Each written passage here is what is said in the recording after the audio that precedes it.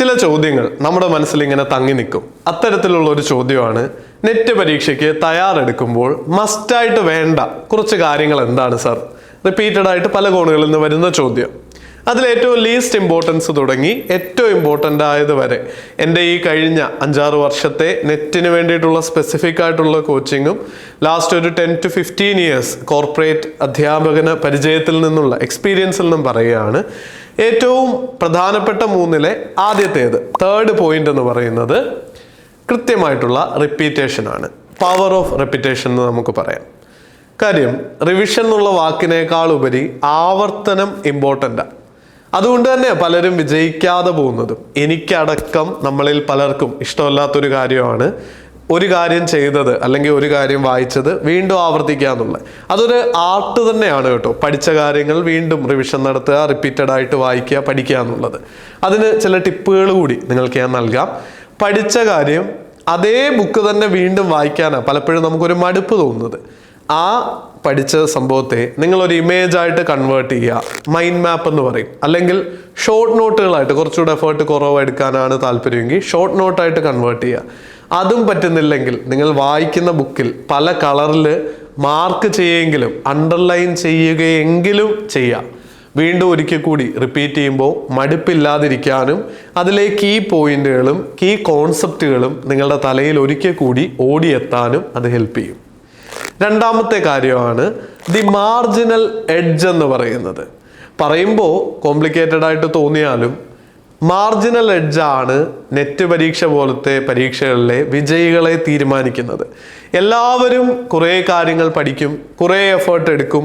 ഭൂരിഭാഗം പേരും ആ ഒരു 90% റേഞ്ച് വരെ ഈസി ആയിട്ട് എത്തും. പക്ഷേ നെറ്റിലേക്ക് വേണ്ട ടോപ്പ് 6% എത്താനും JRFിലേക്ക് വേണ്ട ടോപ്പ് 1% എത്താനും നമുക്കൊരു മാർജിനൽ എഡ്ജ് കൂടി ആവശ്യമാണ്. അത് കിട്ടാൻ നിങ്ങൾ വലിയ റോക്കറ്റ് സയൻസ് ഒന്നും പഠിക്കുകയോ കോംപ്ലിക്കേറ്റഡ് ആയിട്ടുള്ള സാധനങ്ങളൊന്നും അറിയോ വേണ്ട. കൃത്യമായിട്ട് ചെയ്യേണ്ട ഒരേ ഒരു കാര്യമാണ് നിങ്ങൾ കൺസിസ്റ്റൻ്റ് ആയിട്ട് വർക്ക് ചെയ്യുക എന്നുള്ളത്. ആ ഒരു 90% ത്രഷോൾഡ് വരെ എത്താൻ നിങ്ങൾ ഇൻ്റർമീഡിയൻ്റ് ആയിട്ട് പഠിച്ചാൽ മതി.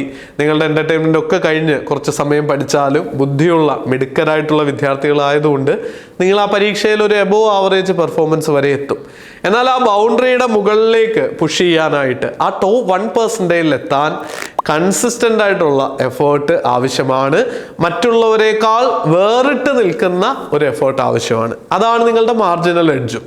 അപ്പോൾ ഓരോ ദിവസവും നിങ്ങൾ വർക്ക് ചെയ്യുന്നുണ്ടെന്നും തലേന്നത്തേക്കാൾ മെച്ചപ്പെടുന്നുണ്ടെന്നും ഭൂരിഭാഗത്തേക്കാൾ ഒരു ക്രൗഡിൽ നിന്ന് വേറിട്ട് നിൽക്കുന്ന രീതിയിൽ പഠിക്കുന്നുണ്ടെന്നും കൃത്യമായ മെറ്റീരിയലുകൾ ഉപയോഗിക്കുന്നുണ്ടെന്നും ഉറപ്പുവരുത്തുക. ഇനി ഏറ്റവും പ്രാധാന്യമുള്ള കാര്യമാണ് the exam whole mind set.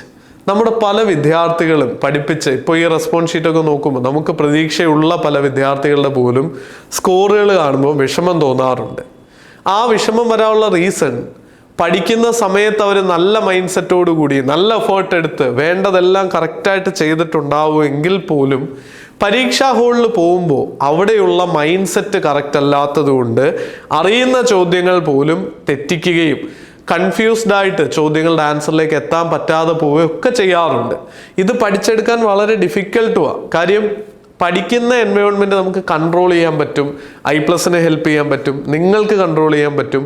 പക്ഷേ എക്സാം ഹോളിലെ ആ ഹൈ സ്ട്രെസ് സിറ്റുവേഷൻ, ആ 3 hours ഒരു മാനസികമായിട്ടുള്ള തയ്യാറെടുപ്പ് നമുക്കത് ക്രിയേറ്റ് ചെയ്തെടുക്കാൻ വളരെ ബുദ്ധിമുട്ടാണ്.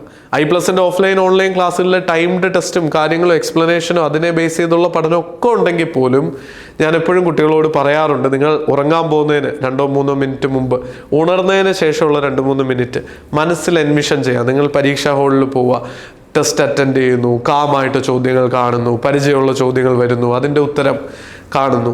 അത് തീർച്ചയായിട്ടും നിങ്ങളെ ഹെൽപ്പ് ചെയ്യും. നിങ്ങൾ വിജയിക്കാൻ ആഗ്രഹിക്കുന്ന കാര്യം, പഠിച്ച കാര്യം അത് നന്നായിട്ട് അപ്ലൈ ചെയ്യുന്നത് മനസ്സിൽ എൻവിഷൻ ചെയ്യുക.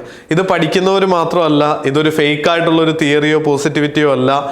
സ്പോർട്സ് രംഗത്തെ ഹൈ പെർഫോമേഴ്സ് എല്ലാവരും കൃത്യമായിട്ട് എൻവിഷൻ ചെയ്യുകയും അത് എൻവിഷൻ ചെയ്യുമ്പോൾ മസിൽ ഗ്രൂപ്പുകൾ വരെ എങ്ങനെ ഫയർ ചെയ്യുന്നു, ഇപ്പോൾ ഓടുന്നവരാണെങ്കിൽ അതേ താളത്തിൽ അവരുടെ മസിൽ ഗ്രൂപ്പുകൾ വരെ ഫങ്ഷൻ ചെയ്യും, അതിനുള്ള സിഗ്നൽ വരെ എത്തും എന്നാണ് സയൻറ്റിഫിക് ആയിട്ടുള്ള സ്റ്റഡീസ് പറയുന്നത്.